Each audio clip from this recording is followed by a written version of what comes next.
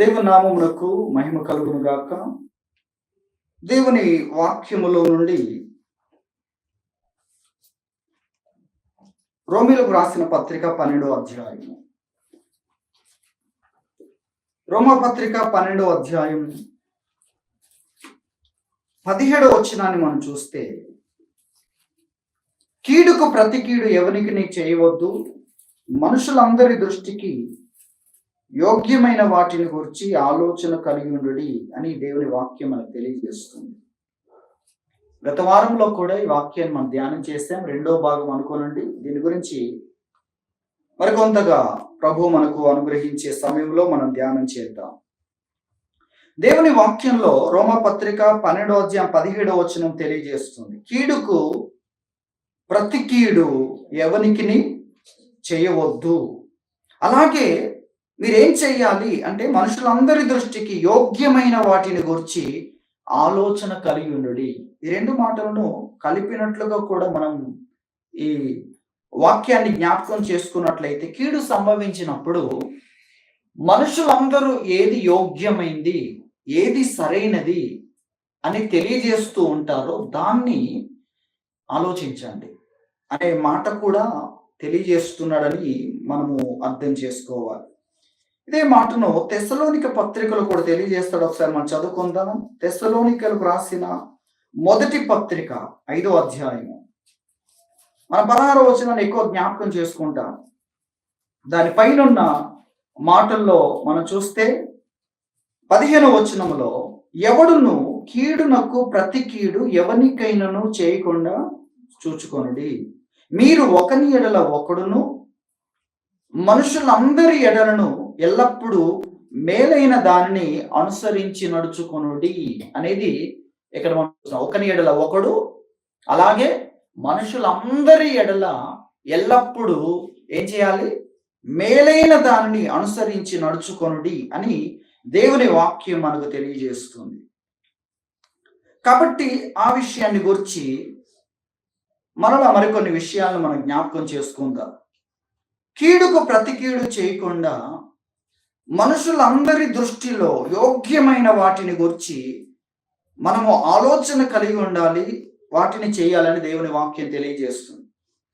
కీడు చేసిన సందర్భాల్లో మనం ఆలోచించాలి. మనకి ఎన్నో అవకాశాలు ఉన్నాయి, మనం చేయడానికి ఎన్నో అవకాశాలు ఉన్నాయి.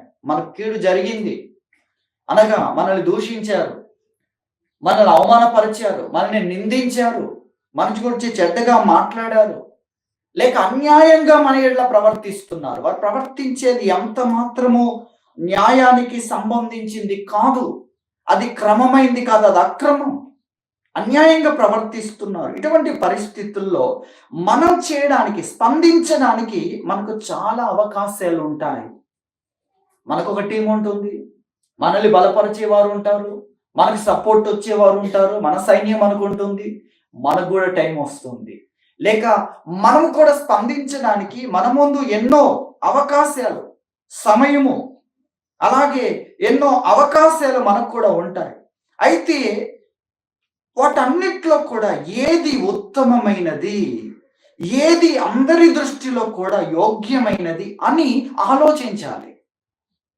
చేయడానికి వెంటనే అవకాశం వచ్చింది, మాటలు వచ్చాయి, మాటలు అందాయి, నాకు సహాయం దొరికింది అని కాకుండా, ఏది సరైనది, ఏది ఉత్తమమైనది, ఏది అందరి దృష్టిలో కూడా ఇది సరైనది, ఆ విషయాన్ని గురించి మనం ఆలోచించాలి.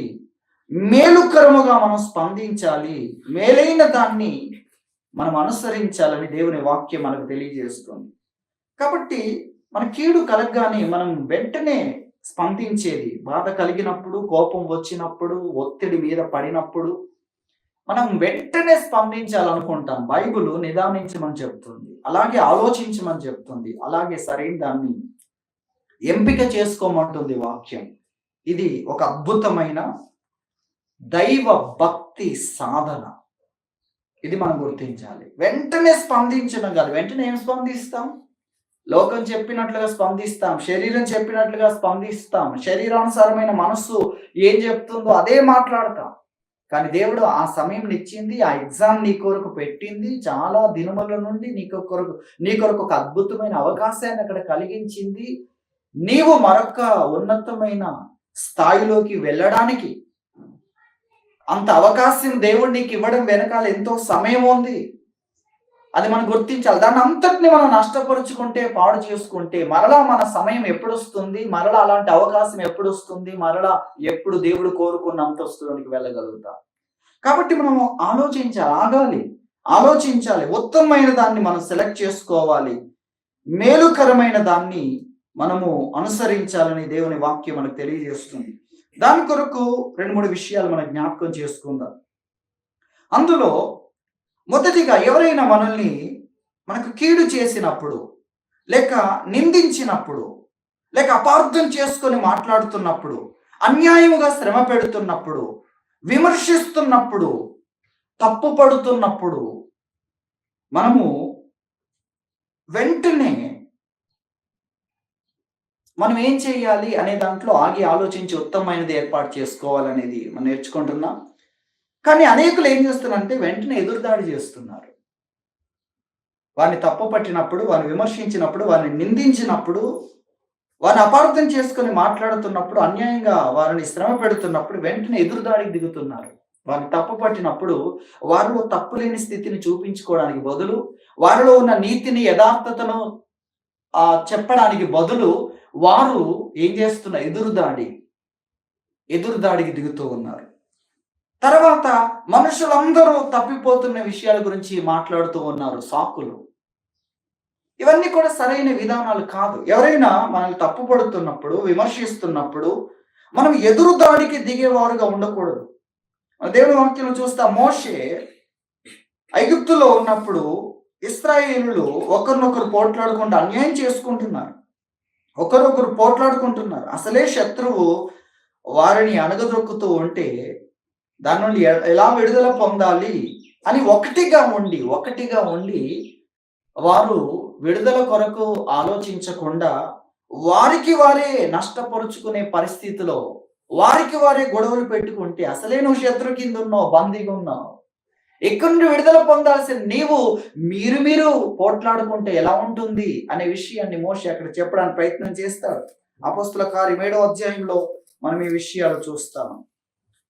అపోస్తుల కార్యం 7వ అధ్యాయంలో ఈ విషయాలను గురించి ఇక్కడ స్టెఫెను మాట్లాడుతూ ఉంటాడు. నిర్గమకాండంలో జరిగిన ఈ విషయాల గురించి ఇక్కడ ప్రస్తావిస్తూ ఉంటాడు. ఇందులో మనం చూస్తే 26లో మరునాడు ఇద్దరు పోట్లాడుచుండగా అతడు వారిని చూచి, అయ్యలారా, మీరు సహోదరుడు, వీరెందుకు ఒకరినొకడు అన్యాయం చేసుకొనిచున్నారని చెప్పి వారిని సమాధాన పరచజూచెను. అయినను తన పొరుగు వానికి అన్యాయం చేసిన వాడు మా మీద అధికారిని గాను తీర్పుని గాను నిన్ను నియమించిన వాడెవడు అని ఎదురుదాడికి దిగడాన్ని గురించి మనం చూస్తున్నాం. అలాగే నీవు నేను ఐగుప్తిని చంపినట్టు నన్నును చంపదలిచి ఉన్నావా అని అతన్ని త్రోసివేసేను. ఎటువంటి పరిస్థితిని మనం చూస్తున్నాం? అన్యాయం చేసిన వాడు ఆ యొక్క విషయాన్ని విని అవును కదా అని సత్యాన్ని అంగీకరించకుండా, తప్పులో నుండి సత్యములోనికి రాకుండా ఎదురుదాడికి దిగడాన్ని గురించి మనం చూస్తున్నాం. తాను అన్యాయం చేస్తున్నాడా? వెంటనే గ్రహించాలి, పశ్చాత్తాపడాలి. లేదా తాను అన్యాయం చేయట్లేదా? అప్పుడు తన విషయాన్ని వివరించాలి. జరిగింది ఇది, మీరే చెప్పండి అనాలి. కానీ దానికి బదులుగా సమాధాన పరచాలని చూస్తున్న వ్యక్తిని, మీరు చేసేది సరైనది కాదు, మీరెందుకు ఇలా పోట్లాడుకుంటున్నారని వారిని సమాధాన పరచడానికి ప్రయత్నించే వ్యక్తి మీదకి ఎదురుదాడి చేయడం అనేది మనం చూస్తున్నాం. అతనికి వ్యతిరేకంగా మాట్లాడుతున్నా, నిన్నెవరు పెట్టారు? అతడు సమాధాన పరచాలని ప్రయత్నం చేస్తున్నాడు. అతడు తీర్పు తీర్చాలని ప్రయత్నం చేయట్లేదు. అధికారం తీసుకొని మాట్లాడాలంటే అలా ఉండేది కాదు. వారిని అరెస్ట్ చేసి బంధించి తీసుకొని వెళ్ళేవాడు, శిక్షించాలంటే శిక్షించేవాడు. కానీ సమాధాన పరచడానికి ప్రయత్నం చేస్తుంటే అన్యాయం చేసిన వాడు ఏ విధంగా మాట్లాడుతున్నాడో మనం చూస్తున్నాం. కాబట్టి మనము విమర్శించబడ్డప్పుడు, మనల్ని తప్పుపడుతూ ఉన్నప్పుడు, నిందిస్తున్నప్పుడు, లేక అపార్థం చేసుకొని మాట్లాడుతున్నప్పుడు, లేక అన్యాయంగా శ్రమ పడుతున్నప్పుడు మనము మనలో ఉన్న నీతిని, న్యాయాన్ని, యథార్థతను కనపరచాలి అనేది ఇక్కడ మొదటిగా మనం జ్ఞాపకం చేసుకుంటున్నాం. అపోస్తలుడైన పౌలును విమర్శించే ఆ ఒక సందర్భాన్ని జ్ఞాపకం చేసుకుందాం. దేవుని వాక్యం అపోస్తల కార్యములు 24వ అధ్యాయము. 24వ అధ్యాయములో 5వ వచనం నుండి మనం చూస్తే ఇక్కడ ఆ ఫెలిక్స్ అనే వ్యక్తి ఆ యొక్క న్యాయ సభ మనం చూస్తున్నాం. అక్కడికి పౌలు మీద నేరం మోపి యూదులు, తర్వాత ఒక వ్యక్తుల్లో అనే ఒక న్యాయవాది అక్కడ మాట్లాడుతూ ఉన్నాడు. ఆ యొక్క ఫెలిక్స్ గురించి ఎంతో గొప్ప విషయాలు మాట్లాడుతూ, తర్వాత అతడు పౌలుని గురించి మాట్లాడుతున్నాడు. చూడండి 5వ వచనంలో, ఈ మనుషుడు పీడ వంటి వాడు. ఎటువంటి మాట ఉపయోగించాడండి అపోస్తలుడైన పౌలు మీద? ఈ మనుషుడు పీడ వంటి వాడును, భూలోకమందున్న సకలమైన యూదులను కలహమునకు రేపువాడును, నజరేయుల మతభేదమునకు నాయకుడునై ఉన్నట్టు మేము కనుగొంటిమి. మరియు ఇతడు దేవాలయమును అపవిత్రము చేయుటకు యత్నపడెను గనుక మేము అతన్ని పట్టుకొంటిమి. తమరు విమర్శించిన ఎడల మేము ఇతని మీద మోపుచున్న నేరములన్నీ తమకే తెలియవచ్చునని చెప్పాను. యూదులందుకు సమ్మతించి ఈ మాటలు నిజమే అని చెప్పి అపోస్తలుడైన పౌలు విమర్శించబడుతున్నాడు. ఈ ఫెలిక్స్ యొద్ద విమర్శించబడుతూ ఉన్నాడు. రోమిల యొద్దకు తీసుకురాబడ్డాడు. ఆ సమయంలో అక్కడున్న న్యాయవాదిగా ఉన్న వ్యక్తి మాట్లాడుతున్నాడు, ఈ మనుషుడు పీడ వంటి వాడు. అంటే ఏం చేశాడు? ఏం చేయకుండానే వారికి వచ్చిన పదజాలాన్ని వాడుతున్నారు. భూలోకమందున్న సకలమైన యూదులను కలహానికి రేపుతున్నాడు. కలహానికి రేపాలంటే ఏం చేయాలి? ఎంత సమయం కావాలి? యూదులందరినీ ఒకటి చేయాలంటే, యూదుల పెద్దల్ని కలవాలంటే, దీనంతటికి అపోస్తలుడైన పౌలు సమాధానం చెప్పాడు. తనలో ఉన్న నీతి, తనలో ఉన్న న్యాయం ఏంటో దాని గురించి మాట్లాడడాన్ని మనం చూస్తాం. కాబట్టి ఇతరులు నిందిస్తున్నప్పుడు, కీడు చేయడానికి తలపెడుతున్నప్పుడు, విమర్శిస్తున్నప్పుడు, తప్పులు మోపుతున్నప్పుడు, నేరాలు మోపుతున్నప్పుడు ఎదురు దాడికి దిగకుండా మనము మనలో ఉన్న నీతిని, న్యాయాన్ని, యథార్థతను కనపరచాలి అనేది అది ఉత్తమమైనది, యోగ్యమైనది, మేలుకరమైనది అనేది మనం నేర్చుకుంటున్నాం. ఇక్కడ అపోస్తలుడైన పౌలు మాట్లాడే మాటలు మనం చూస్తే, ఇక్కడ 11 నుండి చూస్తే, యెరూషలేములో ఆరాధించుటకు నేను వెళ్ళిన నాట నుండి 12 దినములు మాత్రమే అయినదని తమరు విచారించి తెలుసుకొనవచ్చును. నేను యెరూషలేమునకు దేవాలయానికి వచ్చింది ఆరాధించడానికి, యెరూషలేములో అడుగుపెట్టింది 12 రోజులు మాత్రమే అవుతుంది. అందులో యూదులందరినీ కలిసి, యూదులందరినీ మతభేదానికి రేపడానికి, యూదులందరినీ కలవరపరచడానికి నేను వచ్చి 12 రోజులైంది అక్కడ అనే విషయాన్ని అక్కడ చెప్తున్నాడు. ఆ తర్వాత ఇక్కడ మనం చూస్తే 12లో 24వ అధ్యాయం 12వ వచనం, దేవాలయంలోనేమి, సమాజ మందిరములలోనేమి, పట్టణములోనేమి నేను ఎవనితోనూ తర్కించుటయైనను, జనులను గుమికూర్చుటయైనను వారు చూడలేదు. మరియు వారిప్పుడు నా మీద మోపు నేరములను తమరికి రుజువు పరచలేరు అనే విషయాన్ని చెప్పాడు. ఆ తర్వాత మనము 14-15 వచనాల్లో చూస్తే, ఇక్కడ నేను దేవుని యందు నిరీక్షణ కలిగి ఉన్నాను అనే విషయాన్ని చెప్తున్నాడు. వారు మతభేదం అని పేరు పెట్టు ఈ మార్గం చొప్పున నా పితరుల దేవుణ్ణి సేవించుచున్నాను అనే విషయాన్ని ఇక్కడ చెప్తున్నాడు. వారు ఎలా దేవుణ్ణి సేవిస్తున్నారో నేను కూడా ఆ విధంగానే దేవుణ్ణి సేవిస్తున్నాను అనే విషయాన్ని ఇక్కడ చెప్పాడు. తర్వాత మనము 15 నుండి చూస్తే, కొన్ని సంవత్సరముల తర్వాత నేను నా స్వజనులకు దాన ద్రవ్యమును కానుకలను అప్పగించుటకు వచ్చి తిని, నేను శుద్ధి చేసుకున్న వాడిని ఇలాగ అప్పగించుచుండగా వారు దేవాలయంలో నన్ను చూచిరి. నేను గుంపు కూర్చి ఉండలేదు, నా వలన అల్లరి కాలేదు. ఆసియా నుండి వచ్చిన కొందరు యూదులు ఉండిరి.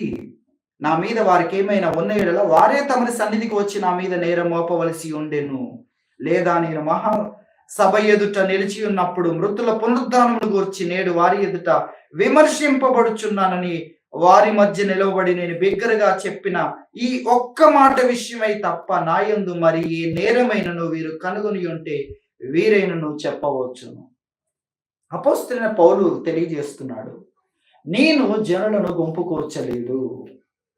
అలాగే నేను వచ్చి 12 దినములైంది. యెరూషలేములో నేను ఎవరితో తర్కించడం కానీ, కొంతమందిని పిలిచి ఒక మీటింగ్ లాగా పెట్టడం కానీ, ఇలాంటిది చేసినట్లు ఈ 12 దినములు నేను వచ్చింది ఎప్పుడు?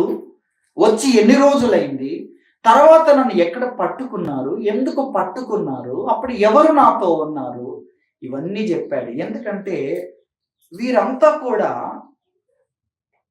వీరంతా కూడా ఆ యొక్క యెరూషలేమునకు వచ్చినప్పుడు ఇతనితో గ్రీసు దేశస్థులు ఉండడం చూశారు. కాబట్టి దేవాలయంలోనికి వాళ్ళని తీసుకొచ్చాడు అని వీళ్ళు అనుకున్నారు. కానీ దేవాలయంలో నాతో పాటు యూదులు మాత్రమే ఉన్నారు అనే విషయాన్ని చెప్పారు. వారు పట్టుకున్నప్పుడు కానీ, వారు నాతో ఉన్న వారిని గురించి మాట్లాడాలనుకున్నా కూడా యూదులు మాత్రమే నాతో ఉన్నారు. పట్టుకున్న సమయంలో నేను ఎవరితో మాట్లాడలేదు, ఎవరిని గుంపు కూర్చలేదు, ఎవరికో వ్యతిరేకంగా ఒక మీటింగు దేవాలయంలో నేను పెట్టలేదు. అవన్నీ కూడా తనలో ఉన్న యథార్థతల గురించి మాట్లాడిన తర్వాత ఇక ఆ వ్యక్తి 22లో ఫెలిక్స్ ఈ మార్గంలోకి వచ్చి బాగా ఎరిగిన వాడై సహస్రాధిపతి అయిన లూసియా వచ్చినప్పుడు మీ సంగతి నేను విచారించి తెలుసుకుందునని చెప్పి విమర్శ ఏం చేశాడు? నిలిపేశాడు. అక్కడున్న యూదుల పెద్దలందరూ ఉన్నారు. అక్కడున్న తెర్తుల్లోనే న్యాయాధిపతి అక్కడ మాట్లాడుతూ ఉన్నాడు ఈ విషయాలన్నీ. తర్వాత అక్కడ వచ్చిన యూదులందరూ కూడా అక్కడ ఆ మోపుతున్న నేరాలు నిజమే అనుకుంటున్నారు అక్కడ. కానీ పౌలు ఏదైతే తనలో ఉన్న యథార్థతల గురించి సమాధానం చెప్పాడో, నేను గుంపు కూర్చిన వ్యక్తి చెప్పాలి, లేక నేను ఏదైనా యూదులకు నాకు భేదం ఉంటే వారు తమకు జరిగిన దాని గురించి చెప్పాలి. కానీ ఇక్కడ నన్ను విమర్శించే విషయం, వీరు మత భేదం అనుకునేది మృతుల పునరుత్థానమును గురించి నేను కలిగి ఉన్న నిరీక్షణ అనే విషయాన్ని చెప్పాడు. దాని గురించే వీళ్ళు నా మీద ఆరోపణ చేస్తున్నారు. కానీ దానికి మించి నేను దేవాలయంలోనికి అన్యుల్ని తీసుకురాలేదు. ఎవరైనా చూస్తే చెప్పండి. కాబట్టి వారెవరు ఏం మాట్లాడలేని పరిస్థితి అక్కడ కలిగింది. కాబట్టి ఇక్కడ మొదటిగా మనం జ్ఞాపకం చేసుకుంటున్నాం, ఎటువంటి పదజాలాన్ని వాడుతుంది. మనుషుడు పీడ వంటి వాడు. దానికి పర్యాయ పదాలు మనం తీసుకొని మనల్ని ఎవరైనా అన్నారనుకోండి, ఒక్కసారిగా ఏం జరుగుతూ ఉంటుంది? ఎలాంటి వ్యక్తిని ప్రజలకు మేలు చేయడానికి అంకిత భావంతో ఉన్నాను, మీలాగా గృహాలు నిర్మించుకొని కుటుంబ సంబంధాలు ఏర్పాటు చేసుకొని మీలాగా సుఖాలు వెంబడి ఆ సౌకర్యాలు వెంబడి వెళ్ళకున్నా త్యాగపూరితంగా బ్రతుకుతున్న వ్యక్తిని పట్టుకొని ఏం చేస్తున్నారు? అలా మాట్లాడడం. కానీ అతను మాత్రం ఏ విధంగా ఉన్నాడు? యోగ్యమైన మేలుకరమైన విషయాన్ని మాత్రమే మాట్లాడుతున్నాడు అన్న విషయాన్ని మనం చూస్తున్నాం. కాబట్టి తనలో ఉన్న యథార్థత, తనలో ఉన్న నీతి న్యాయాల గురించి అక్కడ మాట్లాడాడు. దేవాలయంలోనికి అన్యులను తీసుకురాకూడదు. అక్కడ అతడేం అన్యులను తీసుకురాలేదు, యూదులను మాత్రమే దేవాలయంలోనికి తీసుకొచ్చాడు. ఆ విషయాన్ని మనం చూస్తున్నాం. కానీ దేవాలయం అవతల యెరూషలేములో అతనితో పాటు మరి ఆ యొక్క గ్రీసు దేశస్థులు ఉండడాన్ని చూసి వాళ్ళను కూడా దేవాలయంలోనికి తీసుకొచ్చారని అపార్థం చేసుకొని అందరూ ఒకటైపోయారు. మరి దేవాలయంలో తీసుకొచ్చాడా? దేవాలయంలోనికి అతనితో పాటు అన్యులు వచ్చి రావడం ఎవరైనా చూసారా? అడిగిన వాడు లేడు, ప్రశ్నించిన వాడు లేడు. అందరూ ఒకటైపోయారు అతన్ని పట్టుకోవడానికి. దేనికి? ఏ నేరం మీద అనే విషయంలో. కాబట్టి ఇక్కడ వివరణ ఇచ్చాడు. నేను దేవాలయంలోనికి యూదులు మాత్రమే నాతో ఉన్నారు. వారు ఆ రోజు పట్టుకున్న రోజున నాతో ఉన్న యూదులు వీరు. ఆ విషయాలన్నీ కూడా తనలో ఉన్న నీతిని, న్యాయాన్ని, యథార్థతను చక్కగా కనపరిచినట్లుగా, తెలియపరిచినట్లుగా మనం చూస్తున్నాం. కాబట్టి మనం నిందిస్తున్నప్పుడు, అవమానపరుస్తున్నప్పుడు, తప్పుపడుతున్నప్పుడు మనము మేలుకరంగా ప్రవర్తించాలి. మనుషులందరి దృష్టిలో ఏదైతే యోగ్యముగా ఉందో, అనుకూలముగా ఉందో, ఉత్తమమైనది ఉందో ఆ విధంగా మనం ప్రవర్తించాలి. కీడుకు ప్రతికీడు చేయకుండా, ఎదురుదాడి చేయకుండా మనలో ఉన్న నీతిని, మనలో ఉన్న న్యాయాన్ని మనము తెలియజేయాలనేది మొదటిగా మనం నేర్చుకుంటున్నాం.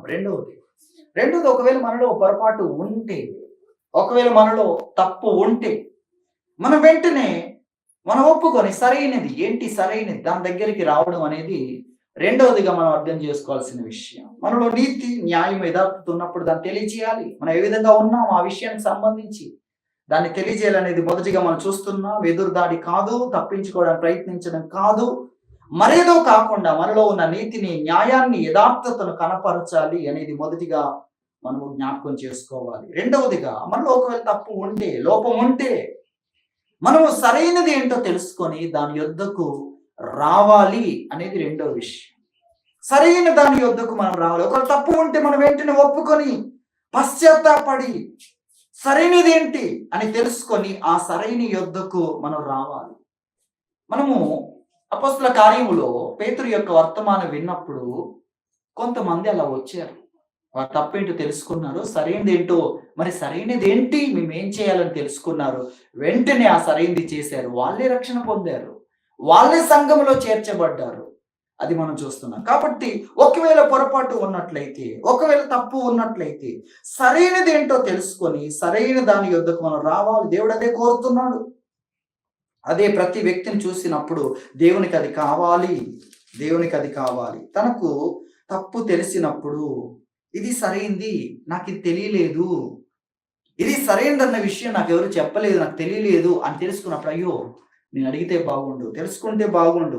తన తప్పు తెలిసినప్పుడు వెంటనే తన లోపల బాధపడి సరైనది తెలుసుకునే వ్యక్తి కావాలని దేవుడు చూస్తున్నాడు. ఎర్మియా గ్రంథంలో 8:6 మనం చూస్తే, నేను చెవియొగ్గి వారి మాటలు విని ఉన్నాను, పనికి మాలిన మాటలు వారు ఆడుకొనుచున్నారు, నేనేమి చేసి తినని చెప్పి తన చెడుతనమును గూర్చి పశ్చాత్తాప పడువాడు ఒక్కడును లేకపోయేను. దేవుడు వారి మాటలు వింటున్నాడు, వారి హృదయాలు చూస్తున్నాడు, వారి ఆలోచన విధానాన్ని దేవుడు చూస్తున్నాడు. అయ్యో నేనేం చేశాను, ఇది చేయకూడదు కదా, ఇలా మాట్లాడకూడదు కదా, ఇలా ప్రవర్తించకూడదు కదా, నేను ఎందుకు ఇలా చేశాను అని లోపల నొచ్చుకునే వ్యక్తి కనిపించట్లేదు నాకని దేవుడు ఇక్కడ మాట్లాడడం మనం చూస్తున్నాం. కాబట్టి దేవుడు ఆ విధంగా తప్పు ఉన్నప్పుడు ఒప్పుకొని సరైనది ఏంటో దాన్ని చేయడం మీద మనసు ఉంచేవారు కావాలి అనేది మనం చూస్తున్నాం. గారడి సీమోను గురించి కూడా మనం చూస్తాం. గారడి సీమోనుకు పేతురు చెప్తున్న, నీ హృదయం సరిగా లేదు, నీ హృదయము సరిగ్గా లేదు, నీవు ఘోరమైన దుష్టత్వములో దుర్నీతి బంధకాల్లో ఉన్నావు, కాబట్టి నువ్వు పశ్చాత్తాప పడితే దేవుడు నీ హృదయ ఆలోచన క్షమిస్తాడు అనే విషయం చెప్పినప్పుడు, అతడు ఏం చెయ్యాలో చెప్పినప్పుడు అది చేయకుండా అదంతా మీరే చేసుకోండి, నా కొరకు ఆ విధంగా మీరే దేవుణ్ణి వేడుకోనండి అని నిర్లక్ష్యంగా మాట్లాడడాన్ని మనం చూస్తాం. కాబట్టి ఆ విధంగా ఉండకుండా మనము ఇతరులు మన మీద నేరములు మోపుతున్నప్పుడు, తప్పు పట్టినప్పుడు, తప్పు ఉన్నట్లయితే, లేనప్పుడు మనలో ఉన్న నీతిని యథార్థతను మనం తెలియజేయాలి. మనలో ఏ జాగ్రత్త ఉందో, ఏ యథార్థత ఉందో, ఎలాంటి నీతిని, న్యాయాన్ని మనం అనుసరిస్తున్నాము, ఫాలో అవుతున్నాము, దాని గురించి చెప్పడం మొదటిగా మనం చూస్తున్నాం.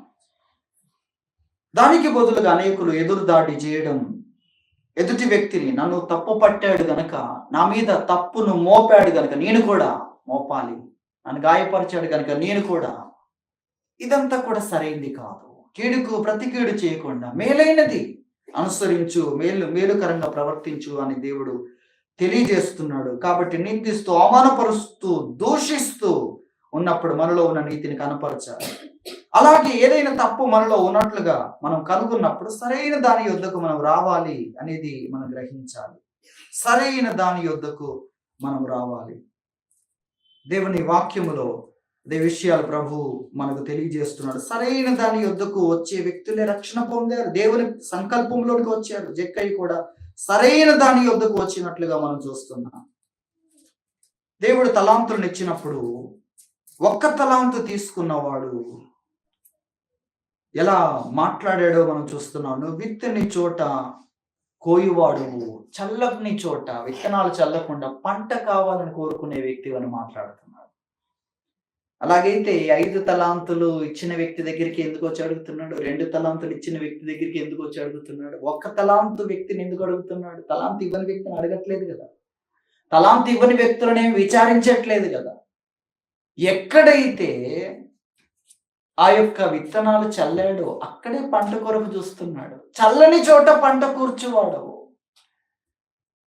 అనే విషయాన్ని మాట్లాడుతూ ఉన్నాడు. అందుకొరకు లూకాసు వార్తలు అదే సందర్భంలో 19వ అధ్యాయం 22లో నీ నోటి మాటను బట్టి నేను తీర్పు తీరుస్తాను అన్నాడు దేవుడు.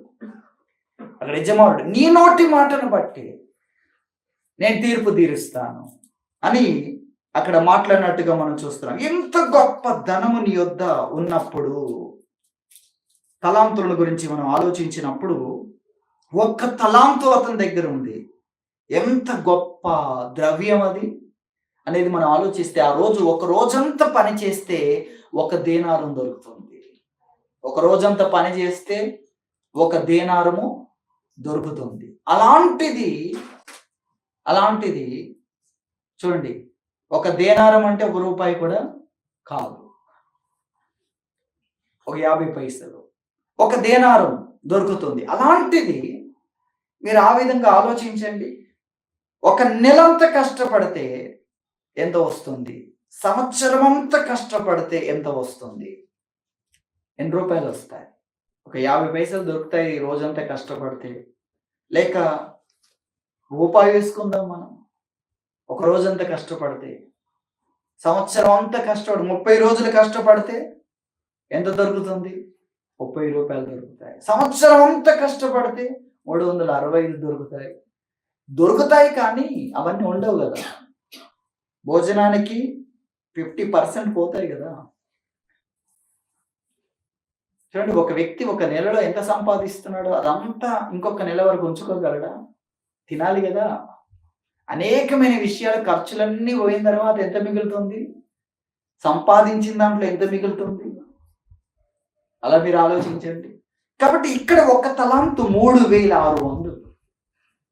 ఒక తలాంతు అంటే 3600. అంటే ఒక వ్యక్తి ఒక రోజు కష్టపడితే 50 పైసలు, లేక మనం ఎక్కువ వేసుకొని సంఖ్య కొరకు ఒక రూపాయి వేసుకుంటే, ఒక 10 సంవత్సరాలు కష్టపడితే దొరికే ధనము మిగిలేది కాదు. అతడంతా మిగిల్చాలంటే 20 సంవత్సరాలు పడుతుందేమో. అంత ధనం ఒక్కసారిగా వ్యక్తి చేతిలో పెట్టి వ్యాపారం చేయమన్నాడు. ఇతడు అంత ధనం ఇతని చేతిలో ఉంది. ఒక 10 సంవత్సరాలు కష్టపడితే వచ్చే ధనమంతా ఒక్కసారిగా చేతిలో ఉండి వ్యాపారం చేయమంటే ఈ వ్యక్తి వ్యాపారం చేయలేదు. ఇక్కడ యజమానుడు అంటున్నాడు, కనీసం ఇంత గొప్ప ధనం ఈ రోజున ఒక వ్యక్తి ఒక రోజు కష్టపడితే 300 రూపాయలు అనుకుందా. అలాంటి వ్యక్తి అనుకోండి, ఒక నెల కష్టపడితే ఒక 10,000 రూపాయలు అనుకోండి. సంవత్సరం కష్టపడితే కేవలం ఒక రోజు 300 రూపాయలు దొరికే ఒక సాధారణమైన వ్యక్తిని గురించి నేను మీకు గుర్తు చేస్తున్నాను. అలా మనం భావించినట్లయితే ఆ వ్యక్తికి ఒక నెలకు ఒక 9,000 లేక ఒక 10,000 దొరికితే, సంవత్సరానికి 1,20,000 దొరికితే, 10 సంవత్సరాలకు చూడండి ఒక 12 లక్షల వరకు, ఒక 300 రూపాయలు సంపాదించే వ్యక్తి చేతిలో 12 లక్షల రూపాయలు పెడితే. కాబట్టి యజమానుడు అడుగుతున్నాడు, నీవు బ్యాంకులో ఉంచాలి ధనాన్ని. నీవు ఆ విధంగా భావిస్తే, నీ నోటి మాటను బట్టి నేను తీర్పు తీరుస్తాను. నువ్వు ఆ విధంగా భావిస్తే ఈ ధనాన్ని ఎక్కడ ఉంచాలి? బ్యాంకులో ఉంచాలి నీవు అన్న విషయాన్ని గురించి చెప్పాడు. కాబట్టి బ్యాంకులోనైనా ఈ ధనం ఉంచాలి. అప్పుడు నేను దానితో పాటు బ్యాంకు ఇచ్చే దాంతో పాటు నేను తీసుకునేవాడిని అనే విషయాన్ని అక్కడ చెప్పడాన్ని గురించి మనం చూస్తున్నాం. కాబట్టి అతడు తన తప్పును గుర్తించట్లేదు. దానికి బదులుగా యజమాని మీద ఇష్టం వచ్చినట్లుగా మాట్లాడుతున్నాడు. యజమాని ఎందుకు అడుగుతున్నాడు? నీకు ఇచ్చాడు గనుక. ఎంత ఇచ్చాడు? ఎలాంటిది ఇచ్చాడు? ఇవ్వకుండా అడగట్లేదు, ఇచ్చి అడుగుతుంటే నువ్వు చల్లని చోట పంట కూర్చోవాడవు, విత్తనాలు చల్లకుండానే. అలాగైతే అలా నువ్వు అనుకుంటే, లేక నన్ను గురించి ఇంత కఠినంగా నువ్వు అనుకుంటే, ఈ ధనము నువ్వు బ్యాంకులో ఉంచాలి. అది మనం చూస్తున్న ఇంగ్లీష్ బైబిల్లో బ్యాంక్ అనేది కనబడుతుంది. కాబట్టి బ్యాంకులో ఉంచాలి. నువ్వు ఆ విధంగా నువ్వు చేయలేదు అనే విషయాన్ని అతని నోటి మాటను బట్టి తీర్పు తీర్చినట్లుగా మనం చూస్తున్నాం. కాబట్టి మనలో ఏదైనా లోపం ఉంటే మనం దాన్ని తప్పించుకోవడానికి ప్రయత్నం చేయకుండా, సరైనది ఏంటి, ఏం చేసి ఉండాలి అని దాన్ని ఒప్పుకొని దాన్ని చేయడానికి ముందుకు రావాలి అన్న విషయాన్ని రెండవదిగా మనం జ్ఞాపకం చేసుకుంటున్నాం. ఇది మేలుకరమైనది.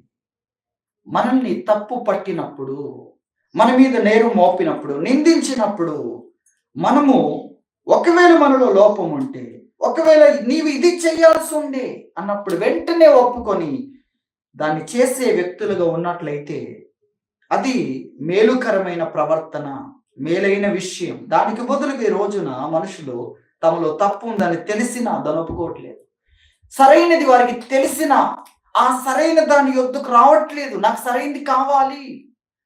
అవును, నేను సరైనది చేయలేకపోయాను, నేను ఇప్పుడు సరైనది చేస్తాను అని సరైన దాని యొద్దకు రాలేకుండా ప్రవర్తించడాన్ని గురించి మనం చూస్తున్నాం. కాబట్టి రెండవదిగా మనం జ్ఞాపకం చేసుకుంటున్నాం, మనలో తప్పు ఉంటే ఆ తప్పును గ్రహించి మనము సరైనది ఏంటో తెలుసుకొని సరైనది చేసే వ్యక్తులుగా సరి అయిన దాని యొద్దకు మనము రావాలి అన్న విషయాన్ని దేవుని వాక్యములో నుండి మనం నేర్చుకుంటున్నాం. చివరిగా మూడవ విషయాన్ని మనం జ్ఞాపకం చేసుకుందాం. మూడో విషయము మేలుకరముగా ప్రవర్తించుట. మేలుకరముగా ప్రవర్తించుట, మేలైన విధానంలో ప్రవర్తించుట. మనకు కలిగే ప్రతి విధమైన నష్టాల్లో, ఇక నష్టాలను గురించి మనం జ్ఞాపకం చేసుకున్నట్లయితే అనేకమైన విషయాలు, మనకు నష్టము కలిగిన అనేకమైన విషయాల్లో మనం ఎలా ప్రవర్తించాలి అంటే మేలుకరంగా ప్రవర్తించాలి. మేలైన విధానంలో, ఉత్తమమైన విధానంలో మనం ప్రవర్తించాలి అన్న విషయాన్ని మూడవదిగా మనము గ్రహించవలసిన వారమై ఉంటున్నాం. మేలుకరంగా మనం ప్రవర్తించాలి. నష్టము కలిగింది, మనకు అవమానం కలిగింది, అయితే ఎలా మాట్లాడితే మేలుకరముగా ఉంటుంది అనేది మనం గ్రహించి ఒకని ఎడల ఒకడు, మనుషులందరి ఎడల కూడా అదే విధానాన్ని, మేలుకరమైన విధానాన్ని మనం అనుసరించాలని దేవుని వాక్యం మనకు తెలియజేస్తుంది. దేవుని వాక్యంలో, బైబిల్ మొత్తంలో ఇవే విషయాలు మనకు కనబడతాయి. యోబును జ్ఞాపకం చేసుకున్నట్లయితే యోబు స్నేహితులు యోబును ఎంతో గాయపరుస్తున్నారు. యోబు అంటున్నాడు మేలుకరంగా ప్రవర్తించుట అన్న విషయంలో ఆ వాక్యాన్ని జ్ఞాపకం చేసుకుందాం. యోబు గ్రంథం 16వ అధ్యాయము. యోబు గ్రంథము 16వ అధ్యాయం. 16వ అధ్యాయంలో మనము 4వ వచనం నుండి చూస్తే, వీరు ఆదరణించడానికి వచ్చారు, ఆదరణ కర్తలుగా చెప్పుకుంటున్నారు. అయితే 2వ వచనంలో మీరందరూ బాధకే కర్తలు కానీ ఆదరణ కర్తలు కాదు అన్న విషయాన్ని యోబు చెప్పాడు. 4వ వచనంలో నా స్థితిలో మీరుండిన ఎడల నేనును మీ వలె మాట్లాడవచ్చును, నేనును మీ మీద మాటలు కల్పింపవచ్చును, నేను కూడా మీ వైపు చూచి నా తల ఆడిపోవచ్చు, అపహాస్యం చేయవచ్చు. ఇక్కడ ఏమంటున్నాడు? నా స్థితిలో మీరుంటే నేను కూడా మీ వలె మాట్లాడవచ్చు. మీరు ఎలా మాట్లాడుతున్నారు? నాలుకలకు ఏ విధంగా పదును పెడుతున్నారు, లేక మాటలు కల్పిస్తున్నారు, అలా నేను కూడా కల్పించవచ్చు. నువ్వు అలా చేసావేమో, ఇలా చేసావేమో, నీ పిల్లలు ఇలా చేశారేమో, నీ కుటుంబంలో ఇలా జరిగిందేమో అని మాటలు సృష్టించవచ్చు. నేను నా తెలివిని నిన్ను తప్పు పట్టడానికి, తగ్గించడానికి, నాకు తెలియకపోయినా నీ మీద మాటలు సృష్టించవచ్చు, మాటలు కల్పించవచ్చు. నేను నా స్థితిలో మీరుంటే నేను కూడా మీరులాగా మాట్లాడవచ్చు. నేను కూడా మీరు ఏ విధంగా ప్రశ్నిస్తున్నారో, మీరు ఏ విధంగా లేని దాన్ని సృష్టిస్తున్నారో, మాటలు కల్పిస్తున్నారో, తెలియకున్నా కూడా ఇలా జరిగిందేమో, అలా జరిగిందేమో, ఇలా చేసావు, అలా చేసావు, మాటలు నేను కల్పింపవచ్చు. అలాగే మిమ్మల్ని, మీ స్థితిని చూచి నువ్వు సిగ్గుపడేటట్లుగా అవమానకరమైన విధానంలో మాట్లాడవచ్చు. నేను కూడా చేయవచ్చు, కానీ నేను అలా చేయను. చూసారు, వీరు చేస్తున్నవన్నీ ఇవి. వీరు అవమానపరుస్తున్నారు. వీరు తమ జ్ఞానం మొత్తాన్ని కూడా ఇతను ఓడించడానికి ప్రయత్నం చేస్తున్నారు. అలాగే లేనిపోని మాటలు కల్పిస్తున్నారు.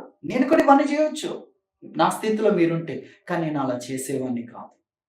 నేనేం చేస్తానంటే, నా స్థితిలో మీరుంటే మిమ్మల్ని ఓదార్చి, ఆదరించి, బలపరుస్తాను అన్నాడు. చూడండి ఆ మాట 5వ వచనంలో, అయినను నేను నా నోటి మాటల చేతి మిమ్మల్ని బలపరుస్తాను, నా పెదవుల మాటలు మిమ్మల్ని ఓదార్చి ఆదరిస్తాను. నేను ఆదరిస్తాను, నేను బలపరుస్తాను. ఏది ఉత్తమమైనది, ఏది మేలుకరమైనది, ఏది మేలైంది నేను కూడా చేయొచ్చు. దేవుని పక్షాన మాట్లాడుతూ నేను కూడా చేయొచ్చు. నేను కూడా మాటలు కల్పించవచ్చు, మిమ్మల్ని అవమానపరచవచ్చు, మీ మీద ఒత్తిడి వేయొచ్చు, మిమ్మల్ని ఓడించవచ్చు నా జ్ఞానం చేత. కానీ అది కాదు, నేను అలా చెయ్యను. మేలైంది ఏంటి? మీరు బాధలో ఉంటే నేను ఖచ్చితంగా మిమ్మల్ని ఆదరిస్తాను, మీకు బలాన్ని ఇస్తాను, దేవునిలో నిలబడడానికి మీకు సహాయపడతాను. నేను నాకున్న జ్ఞానాన్ని బట్టి మిమ్మల్ని తగ్గించాలని, దేవుడు అలా చేశాడండి, దేవుడిని మెచ్చుకుంటూ మీరు ఇలాంటి పరిస్థితిలో ఉన్నారని అది కాదు, నేను మీకు సహాయపడతాను అన్న విషయాన్ని యోబు మాట్లాడుతున్నాడు. కాబట్టి మేలుకరంగా ప్రవర్తించడం అంటే చూడండి, మేలుకరంగా ప్రవర్తించడం అంటే ఏంటి? మీరు నన్ను గాయపరిచినా, మీరు నా మీద మాటలు కల్పించినా సరే, నాకు టైం వచ్చినప్పుడు నేను మీలాగా మాట్లాడను. మీరు నా స్థితిలో ఉంటే, మీరు ఇలాంటి వారని తెలిసినా నేను అలా చెయ్యను, మీలాగా నేను చెయ్యను. చూడండి, మీరు నా స్థితిలోనికి వచ్చి దేవుడు నన్ను గొప్ప స్థితిలో పెట్టిన తర్వాత కూడా మీరేం చేశారో అదంతా నేను చెయ్యను. నేను మిమ్మల్ని ఓదారుస్తాను, ఆదరిస్తాను, ఖచ్చితంగా నేను మిమ్మల్ని బలపరుస్తాను అన్న విషయాన్ని యోబు మాట్లాడడాన్ని ఎదుర్కొంటూ, అవమానాన్ని ఎదుర్కొంటూ, వారు ఎలాంటి మాటలు సృష్టిస్తూ గాయపరుస్తున్నారో ఎదుర్కొంటూ కూడా ఈ మాట మాట్లాడాడు. అది మనం జ్ఞాపకం చేసుకోవాలి. కాబట్టి మేలుకరంగా మనం ప్రవర్తించాలి అనేది దేవుని వాక్యంలో చూస్తున్నాం. దావీదుని గురించి మనం అనేకమైన విషయాలు చూస్తాం. దావీదుని గురించి మనం చూస్తే, దావీదు పారిపోతూ ఉన్నాడు. సౌలు తరుముతుంటే దావీదు ఏం చేస్తున్నాడు? పారిపోవడాన్ని గురించి మనం చూస్తున్నాం. పారిపోతున్నాడు. అసలు ఎందుకు పారిపోవాలి? దావీదుని గురించి మీరు చూడండి.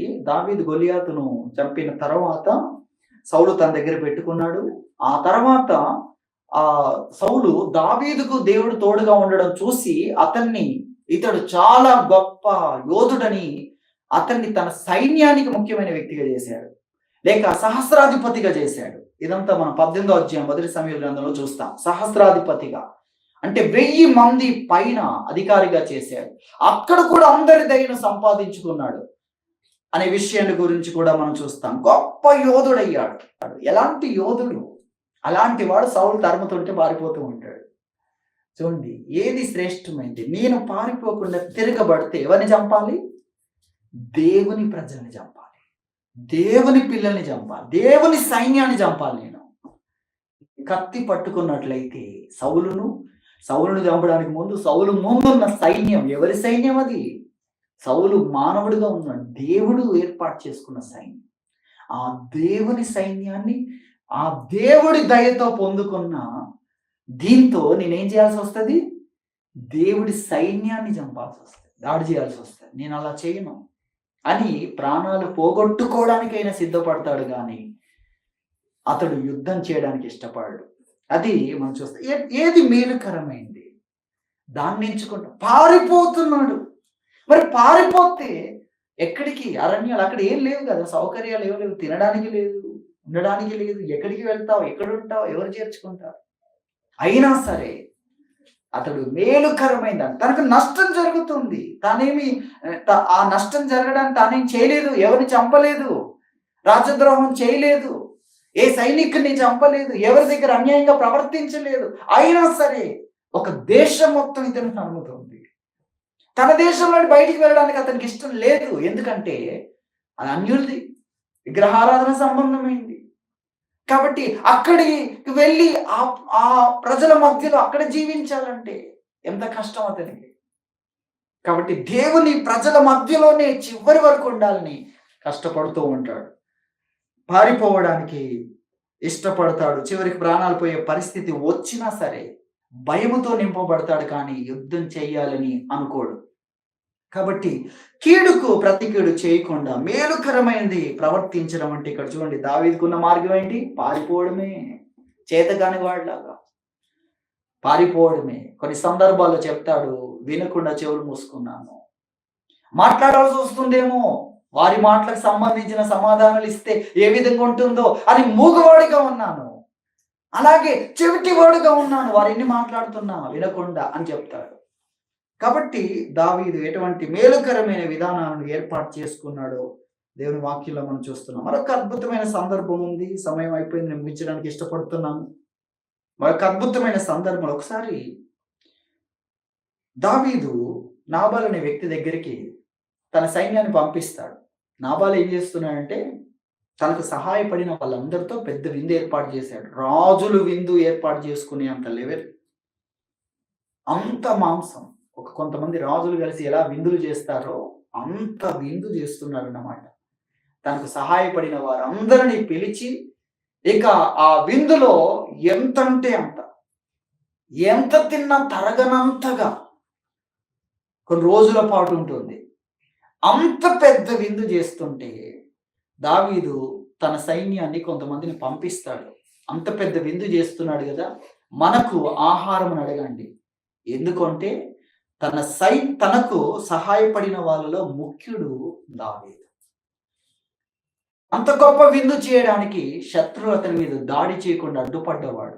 తన గొర్రెలను ఇతరులు తీసుకోకుండా వారందరికి ఆ యొక్క అతని గొర్రెలకు కాపలా ఉన్నారు దావీదు సైన్యం. కాబట్టి అంత సహాయం, అంతగా ఇంత వృద్ధి చెందడానికి మధ్యలో ఉన్న వ్యక్తి ఎవరంటే దావీదు. ఆ సైన్యం అంతా కాపలా కాశారు. అటువంటిది ఏదో చిన్న సహాయం చేసిన వ్యక్తికి సమృద్ధి అయిన ఆహారం పెడుతూ ఉండగా మనం ఇంత సహాయం చేసాం కాబట్టి మనకు ఆహారం కొరకు అడగండి అంటే ఆ నాబాలు ఘోరంగా అవమానపరిచి పంపిస్తాడు. అటువంటి సమయంలో ఇక దావీదు మేలు చేస్తే నాకు కీడు చేస్తాడా, కాబట్టి నేనంటే ఏంటో ఇతనికి తెలియాల్సిందే అని సైన్యం అంతటితో బయలుదేరి వస్తాడు. ఈ రాత్రి అతని ఇంట్లో ఒక్క మగ వ్యక్తి కూడా బ్రతకకూడదు అని నిశ్చయించుకొని సైన్యం అంతా ఒకటై బయలుదేరి వస్తూ ఉంటాడు. అటువంటి సమయంలో ఆ నాబాలు భార్య అబిగైలుకు తెలుస్తుంది, అలా దావీదు సైన్యం వచ్చారు, వారు ఎంతో సహాయం చేశారు, వారి వల్లనే ఈరోజు మేము ఏ విధంగా ఉన్నాం, లేకపోతే ఎంతో నష్టపోయే వాళ్ళం అని ఆ గొర్రెలు ఆ కాపరులు వాళ్ళందరూ కూడా ఆమెతో చెప్తారు. మన యజమానుడు ఇలా చేశాడు, వాళ్ళ వల్లనే ఈ విధంగా ఉన్నాం. ఈ రోజు అతడు కనుక కత్తి పట్టుకొని వచ్చాడు అనుకో, భయంకరమైన ప్రమాదం జరుగుతుంది అంటే అప్పుడు అబిగైలు బయలుదేరి వెళ్తుంది అతన్ని ఎదుర్కోవడానికి. ఆ సమయంలో ఆమె వెళ్ళి కొన్ని మాటలు మాట్లాడుతుంది. అతడు ఎంత తీవ్రంగా ఉన్నాడంటే అతని సైన్యం కూడా అంత తీవ్రంగా ఉంది. ఇటువంటి సమయంలో దేవుని పేరటనే అతడు వస్తూ ఉండగా అబిగైలు ఎదురుగా రావడం గురించి మనం చూస్తాం. దేవుని వాక్యములో సమూయేలు మొదటి గ్రంథం 25వ అధ్యాయంలో ఈ మాటలని మనకు కనబడతాయి. అందులో ఆమె కొన్ని మాటలు మాట్లాడుతుంది, అద్భుతమైన కొన్ని మాటలు మాట్లాడుతుంది. నీవు దేవుని యుద్ధంలో చేస్తున్నవాడు, నీవెవరవు? దేవుని తరపున యుద్ధం చేస్తున్న వ్యక్తివి అని చెప్తూ, దేవుడు నిన్ను దీవించిన తర్వాత, నిన్ను రాజుగా చేసిన తర్వాత ఆ రోజున నీవు బాధపడే పరిస్థితి నీకు రాకూడదు. పగ తీర్చుకున్నందుకు నీ హృదయం నొచ్చుకోకూడదు. అయ్యో నేను అనవసరంగా వాళ్ళని చంపేశాను, కోపంతో వాళ్ళందరినీ కూడా, వాళ్ళకి ఒక్క వ్యక్తి కూడా లేకుండా నేను వాళ్ళని నరికేశాను, చంపేశానని నీ హృదయము బాధపడకుండా ఉండాలి. ఈ తప్పంతా కూడా నేను చూడలేదు, మీ యొక్క సేవకులు నేను చూడలేదు, ఈ తప్పంతా నాది, ఈ తప్పంతా నా మీద మోపండి అని ఆమె సాగిలపడి అతన్ని నన్ను మాట్లాడినివ్వండి అని బ్రతిమలాడుకుంటుంది. ఆమె మాట్లాడిన ఆ మాటలకు అతడు వెంటనే తన కోపమును వదులుకుంటాడు. అది మనం చూస్తాం. ఒకసారి ఆ మాటలు చూద్దాం. సమూయేలు మొదటి గ్రంథం 25వ అధ్యాయం. 25వ అధ్యాయంలో ఇక్కడ 31లో ఆ విషయాన్ని మనం చూస్తాం. నా ఏలిన వాడవగు నీవు రక్తమును నిష్కారణముగా చిందించినందుకే గాని, నా ఏలిన వాడవగు నీవు పగ తీర్చుకున్నందుకే గాని, మనోవిచారమైనను దుఃఖమైనను నా ఏలిన వాడవగు నీకు ఎంత మాత్రమును కలగకపోవును గాక. యెహోవా నా ఏలిన వాడవగు నీకు మేలు చేసిన తర్వాత నీవు నీ దాసురాలనగు నన్ను జ్ఞాపకం చేసుకొనుము అనెను. అందుకు దావీదు, నాకు ఎదురు పొడుటకై నిన్ను పంపిన ఇశ్రాయేలుల దేవుడైన యెహోవాకు స్తోత్రము కలుగును గాక. నేను పగ తీర్చుకొనకుండా ఈ దినమున ప్రాణము తీయకుండా నన్ను ఆపినందుకై నీవు ఆశీర్వాదము నొందుదువు గాక. నీవు చూపిన బుద్ధి విషయమై నీకు ఆశీర్వాదము కలుగునుగాక అనే విషయాలు చెప్తారు. కాబట్టి ఇక్కడ దావీదు ఎవరు, అలాగే అతని సైన్యమంతా ఒకటై ఒక నిర్ణయం చేసి బయలుదేరి తీవ్రతతో వస్తుండగా ఉత్తమమైన మాటలకు వెంటనే చెవియొగ్గడం అనేది ఎంత అద్భుతమైన విషయం చూడండి. ఆమె మాట్లాడిన ఆ యొక్క ఉత్తమమైన మాటలు వెంటనే ఆ మాటలకు లోబడ్డాడు. నిజమే, ఈరోజు నేను చంపినట్లయితే తర్వాత నేను ఈ విషయం గురించి బాధపడతాను, కీడుకు నేను కీడు చేస్తే. కాబట్టి దేవుడే నిన్ను ఆపాడు, దేవుడే నిన్ను పంపించి నన్ను ఆపాడు అని ఆ మాటలకు అంగీకరించడం, కోపమును ప్రక్కన పెట్టడం, ఆ ఉత్తమమైన దాన్ని అంగీకరించడం, ఉత్తమమైన మాటలను అంగీకరించడం అనేది ఇక్కడ దావీదు జీవితంలో మనం చూస్తున్నాం. అంత కోపముతో ఉన్న వ్యక్తి కోపమును మానుకొని ఆమె తీసుకొని వచ్చిన ఆహార పదార్థాలు తీసుకొని వెళ్ళిపోతాడు. ఇది దేవుని వాక్యంలో మనం చూస్తున్నాం. కాబట్టి కీడుకు ప్రతి కీడు చేయకుండా ఏది మేలుకరమైందో, మనుషులందరి దృష్టికి ఏది యోగ్యమైందో లేక ఏది ఉత్తమమైందో దానిని మనం చెయ్యాలి అన్న విషయాన్ని దేవుని వాక్యంలో మనం చూస్తున్నాం. యోసేపును గురించి కూడా మనం జ్ఞాపకం చేసుకుంటే, యోసేపుకి అందరు కీడు చేశారు, కానీ అతడు ఎవరికి కీడు చేయలేదు. అతడు కీడు చేయలేదు. అన్నను పరీక్షించాడు, ఎవరిలో యథార్థత ఉంది, నా విషయంలో నన్ను గుంటలో తోసారు, నన్ను చంపడానికి ప్రయత్నించారు, అప్పుడు ఎవరిలో యథార్థత ఉంది, ఎవరితో ఏ మాట్లాడినారు తెలుసుకోవడానికి, పరీక్షించడానికి కొన్ని పరీక్షలు పెట్టాడు. అందులో ఆ విషయాలు మనం చూస్తాం. పరీక్షించడానికి చేశాడు. ఆ పరీక్షలో అప్పుడు ఎవరు మాట్లాడి నేను చెప్పలేదా, ఆ చిన్నవాడిని చంపొద్దని నేను చెప్పలేదా అని ఎవరు యథార్థంగా ఉన్నారో అది తెలుసుకుంటాడు. అంతవరకే అనేది మనం చూస్తాం. కానీ ఎవరికి కూడా కీడు చేయలేదు. తర్వాత అతన్ని జైలు పాలు చేసిన కుటుంబం జోలికి కూడా అతడు వెళ్ళలేదు. ఆ పొతిఫెర భార్య విషయంలో కానీ, ఆ కుటుంబం విషయంలో కానీ. ఇప్పుడు ఆయన ఎవరు? ఆహారం ఇవ్వకపోతే చచ్చిపోతారు వాళ్ళు. ఫరో ఇంటికి అతను అధికారి, ఫరో ఇంటికి అధికారి. కాబట్టి ఆ పొతిఫెర ఇంటికి అన్నం ఇవ్వకపోతే, ఆహారం ఇవ్వకపోతే చనిపోతారు వాళ్ళు. కాబట్టి ఎవరి మీద పగ తీర్చుకోలేదు, ఎవరికి కీడు చేయలేదు, అందరికీ మేలు చేసిన వ్యక్తిగా, మేలుకరంగా ప్రవర్తించిన వ్యక్తిగా యోసేపు జీవితాన్ని కూడా మనం చూస్తాం. కాబట్టి దేవుని వాక్యం మనకు తెలియజేస్తుంది, కీడుకు ప్రతి కీడు చేయకుండా మేలుకరంగా మనం ప్రవర్తించాలి. మనకు కీడు సంభవించినా కూడా దేవుడేమి మన అభివృద్ధిని ఆపట్లేదు, దేవుడేమో మనల్ని అంతటితో ఆగిపోవాలి అనట్లేదు.